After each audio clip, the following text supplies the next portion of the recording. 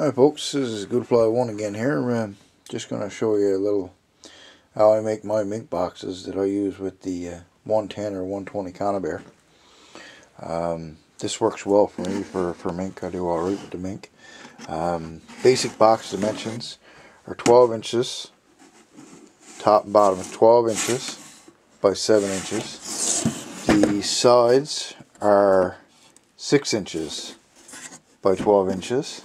The slots that I cut in the side, I drill out with a speed bit and then run through with the bandsaw, and they're 1 inch by 4.5 inches. 4.5 inches deep and 1 inch wide.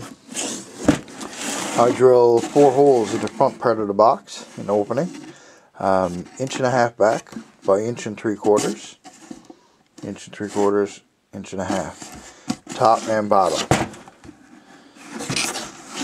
And I drill a small hole at the back and the top. That's for tying my bait. I'll put a piece of wire around my bait, poke it in the back of the box, put wire up through the hole, pull it up tight and bring it over and wire it onto a screw that I put in here. That keeps the bait off the bottom of the box and up in the top of the box and out of the reach of the rodents and mice and things like that. So anyhow, that's what I do with the bait. And then I put 110 conibear, just for say. I always put my tongue on the bottom and on the inside jaw. I find that gives me a better kill. And then I'll put the trap in and just give the spring a little twist down, just like so. If I can get it to work here. And that helps hold it in place. But you'll find it's still got a tendency to try to tip out, and that's what these holes are for.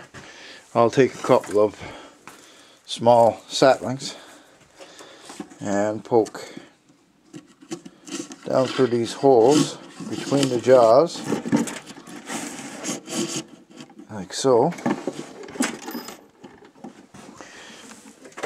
And the same thing on the opposite side. Now this not only helps you stabilize the trap,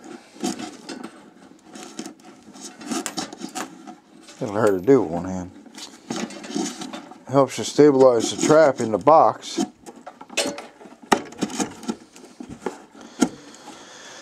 There, now I just twist the spring down. That lifts my trigger off the bottom of the box here. So, and this narrows in the opening a little bit, and that mink has to go in over that tongue to get to that bait, and I find it works really well. I always get a nice head catch right behind the ears.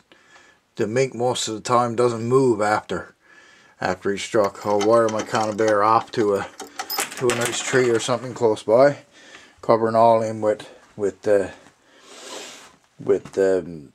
grass and a nice big rock on top of the box. And then like I say, I use rabbit most of the time for bait. I just cut a piece of rabbit off and tie it up in the back of the box, and then I'll give it a little spray with rabbit urine all around the front of the box here, and even on the trap, it doesn't matter. And that covers my scent as well as kind of draws the mink in and gets them interested, kind of commits them. So that's a look at the basic mink box I use. Some of my mink boxes also have the hardware screen. This one just doesn't. Sometimes I don't use them. It's preference. I find that sometimes a dark hole, the mink can't see what's back there, so he has to go in and check it out.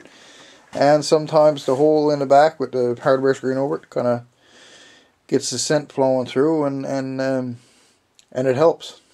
Sometimes it do, sometimes it doesn't. But anyhow, I hope that gives somebody some more ideas on mink trapping. I've had some questions lately on YouTube about how I do things, and this is one of the things I do and why I do it. So I hope that's helpful.